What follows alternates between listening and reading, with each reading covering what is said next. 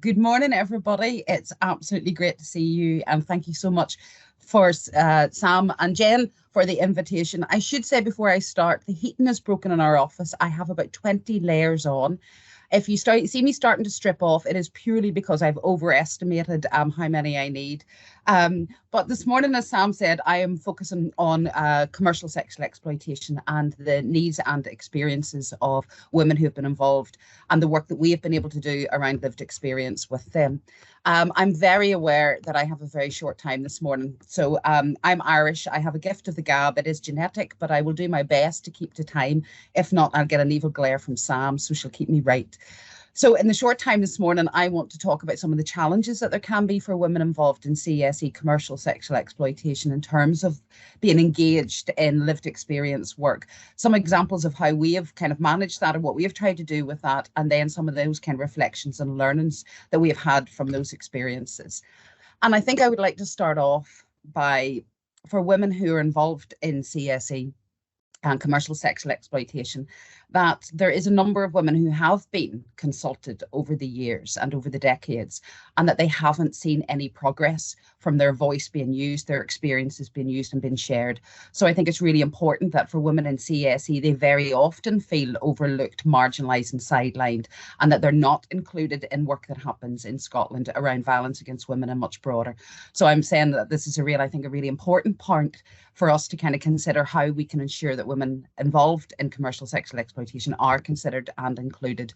Very often what happens is that it is very siloed, the work for women, that it will be, okay, there's a very specific consultation, there's a very specific kind of piece of research happening with women. So it tends to be that they're on the fringes and they're only considered in a siloed way. They're not and haven't been included in other pieces of lived experience work around violence against women.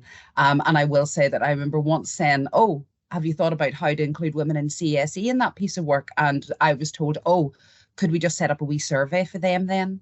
So I think it's about ensuring for everybody that the women in CSE are involved and the recognition of the challenges and barriers that need to be considered.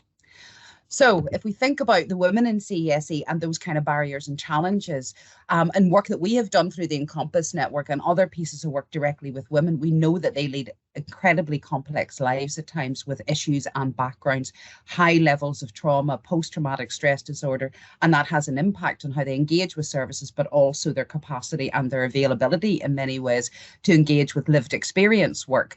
We know that women have multiple needs, and on average, they're linked in with 7 services. So there's huge potential for those services to engage with those women about their needs and actually to be considered. But women do not disclose their involvement and services do not ask. So if there's lived experience work happening in these 7 services, very often the needs that are specific to their involvement in commercial sexual exploitation or selling sex aren't considered. And also that women have multiple experiences of different forms of violence against women. And it's that kind of continuum that if we're doing any lived experience work about adult survivors of childhood abuse, for women who have experienced domestic abuse, experiences around sexual violence, we must consider that actually women who are involved in selling sex will be part of that cohort, part of that group. But very often the specific needs around being involved in selling sex haven't been factored into that. So it's about that recognition that women have multiple barriers and challenges. And we know that women have those complex lives. In a snapshot that was done around this time last year with 150 women across Scotland who were selling sex, we found that they had high levels of mental health problems. You can see here 60% identified. If we remove trafficked women from the sample of 150 women, that increases to 80%. So there's high levels of complex trauma, mental health needs, those kind of survival needs that women are existing in. And that means that very often the notion of becoming involved in lived experience work is not a priority. Women are focused on survival, and therefore the idea of spending time sitting with a researcher involved in a project, they don't have that capacity in order to be able to do that. And we also know the impact of their backgrounds of trauma. A fifth experienced childhood sexual exploitation, almost a quarter are adult survivors of childhood sexual abuse. 80% are living with domestic abuse. So I think what I'm trying to suggest and say here is that that recognition of that background of trauma and abuse, and as we all know, the impact that that will have on women, but also that recognition. If you're doing work, for example, with women who have experienced domestic abuse, it should be in your mind that commercial sexual exploitation could be part and parcel of that experience as well. So it's broadening that perspective and that agenda.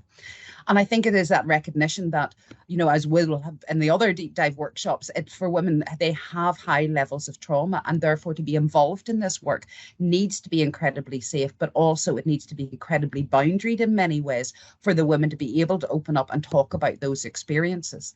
And I think if we're talking about diversity and plurality and that range of voices that need to be included, in particular in commercial sexual exploitation, there is that question about whose voices are listened to and whose voices are represented. Because what we find is that actually women who are even within a marginalized and oppressed group, for women, the particular vulnerabilities of for marginalized women, high levels of trauma. So the idea that if we're doing lived experience work, that there's some kind of equal weighting given to that diverse experience, because what we find is very often it is the privileged within the system of commercial sexual exploitation who have the loudest voice and who have the opportunities to become involved in research and lived experience work. So what I'm saying is, if we're actually about diversity and plurality, we have to look at how we bring the women who don't have that privileged position, who aren't online, who aren't on Twitter, who aren't engaged in services, who don't find out about opportunities. How do we bring them into this work? And I think it is really important to bear in mind that actually through doing work with commercial sexual exploitation, there is a diverse range of views, but it's whose voices count and whose voices matter and whose voices are given weight. Because very often what we have found whenever women are involved in lived experience work and talk about negative experiences, whenever they've been selling sex, that has been completely discounted. So it's about creating those safe opportunities and giving the credence and really the credibility to all women's experiences. And this recognition that women involved in commercial sexual exploitation can be incredibly vulnerable and very chaotic, and they're existing and surviving. And therefore, they don't have a voice in local decision making right the whole way up through. So it is that recognition that for many women in that survival mode, the last thing that they're going to do is become involved in lived experience research. So it is really hard to get the women to be involved. And that's where we need creative approaches. And that whenever women have in the past spoken about their experiences, people actually don't want to listen. So that's the message that women feel. So this is, and it really struck me whenever I looked at this quote again from Zero Tolerance from a few years ago, that actually our work within the violence against women sector really should be looking at those who are the most oppressed, the most marginalized and the most disenfranchised, ensuring that their needs are represented and coming through in work. So some of the work that we have done through the Encompass Network and through CLIC and with the associated partners, we've done a range of work. Now, I can't talk about it all in the time that I've got, but what I will do is just pick a couple of examples about how we tried to engage with women in a really creative way. There is a set of guidance available based on those experiences of services over the past 15, 20 years that you can access. And it's where we tried to almost to share our experiences of lived experience work and highlight some of the challenges and the good practice. And that's available to you all. But there was one piece of work that I was involved in to try and overcome some of those challenges for women and to ensure that some of the women who didn't take part in any other research had that opportunity. It was a piece of work called Inside Outside Scotland. It was a storytelling project where we engaged with women and allowed them about their narratives, about their life stories, their backgrounds, their entries into their experiences during and their experiences of exiting out of prostitution and selling sex. So it was allowing the women to dictate the story, to share what they wanted to share. Thank you so much, Jen. It's about the women being able to really be in control of their narrative and control of what they shared and what they kept for private. We also knew it was really important for women to be involved in a creative element, not just to sit down and tell their story for an hour. We allowed the women 8, 9, 10 hours if they wanted that time in that space to tell their story. But also it was about a creative element that we felt it was really important for the women that actually that they had an added element to it, both for themselves, but also for in terms for people to hear their voice and actually to take that voice seriously. So the women done a photography project. And I think one of the things that we really learned through Inside Outside was the time it takes to create the context, the relationship for women to feel safe, that they're actually able to open up about their realities and what their needs are. And as Levi, one of the women in Inside Outside, talked about, that the women wore a mask. So in order to get beneath the mask, you need to invest and you need to be very tuned in with the realities and the women's lives and the experiences that they have been involved in. And again, that creative element that we felt was really important, and actually that the women identified it as a really important part of that work, that it wasn't just about their words, there was actually a tangible thing that they could see. So we also engaged with local artists to create artworks alongside of the women using their voices and their experience. So it was that creative element was hugely important for the women. And being able to take photographs and being able to tell their story for women who had never done this before was hugely important. And it was that sense of freeing. So it was very important for the women, the process actually of the work, as well as the end product. And that idea about feeling pride in their work and their idea about feeling pride in their stories, that was hugely important for the women. And also, I think for what we learned through Inside Outside was to have a very clear sense at the start of where we were going in some ways with the end product. And one of the things that we constantly said to the women is that you will be proud of this creative work. You will be proud of the photographs that you will take. And also that for the women to have that sense of value that they felt was missing from other aspects of their lives. So there was that sense for the women about understanding their own stories. And also, I think it was really important for some of the women that being involved in work like this, lived experience work like this over a long period of time, allowed them the first opportunity they'd ever had to talk about their experiences. But for them, that led on to other positive aspects in their life where they felt more in control of some of those experiences in that narrative. So I suppose it's the creative element along with that long-term investment from Inside Outside that had really positive results for the women themselves.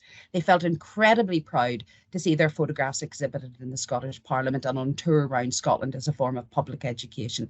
They were so proud that other people in the public were listening to their experiences and were listening in a non-judgmental way very often. They were able to engage and connect on the emotional level. Now through Click, we kind of took that learning, and Click was a short-term project that ran from summer 2019 until 2021, early stages of 2021. So we used the learning from Inside Outside about that creative element, about giving women ownership, that women had to be involved in all aspects of the project. So we worked alongside a small group of women to develop a magazine. And women were involved in all levels. They were involved as editors. They were involved in the creative input. They were writers. They were part of the design team. So we wanted the women to have the opportunity to be involved in all aspects of actually developing a resource in and of itself, as well as the content, as well as their views. So we developed the magazine. Women wrote, they developed articles. Women were involved in kind of proofreading. Women were involved in the design of the cover. So we really wanted the women to have full sense of ownership of it and to give that over. So whilst it was involved in finding out women's needs, there was a real process of learning and development for them. And that actually the women did not meet.